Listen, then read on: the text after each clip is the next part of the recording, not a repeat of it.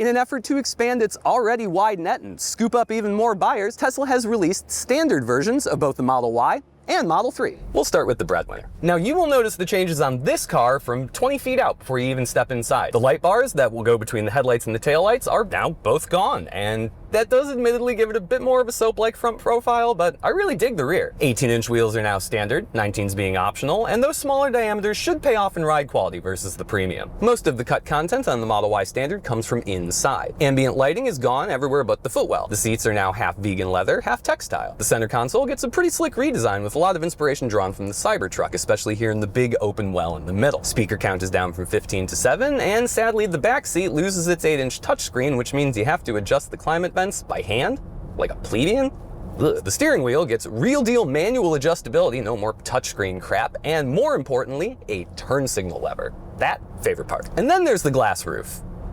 Wait a second. No, wait, it's still there, it's just hidden. You're not allowed to get to it anymore. Tesla has replaced the access to the glass roof with an opaque headliner and extra sound absorbing material. The company claims this decision to Cask of Amontillado this sucker off was more cost effective than, popping on a metal roof. The Model Y Standard rocks a single drive unit at the rear, producing 300 horsepower. The battery went in for a haircut too, losing about 10% of its capacity or so. But EPA claims the Tesla Model Y Standard will get 321 miles on its 18-inch wheels or 303 miles on the optional 19s. Sadly, charging speed is down a bit, but really not by much. Peak charging rate is now 225 kilowatts instead of 250. Things are a little less aesthetically dire in the Model 3 Standard. In fact, you'd probably have a hard time telling the two fascias of the Standard and the Premium apart from a distance. Except, there's a new lower front camera on the Standard that might give it away. Like the Model Y, 18s are standard, 19s are optional, and the paint only comes in white, blue, or black.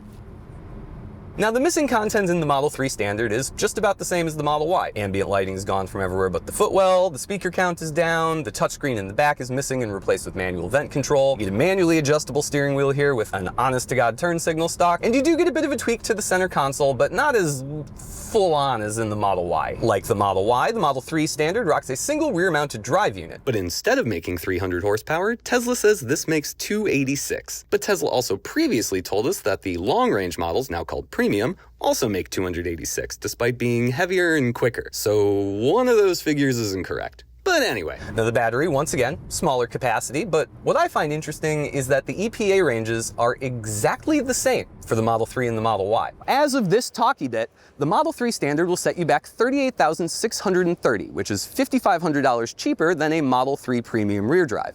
Over on the Y side, the delta is a little bit smaller. At $41,640, you're only saving about $4,990.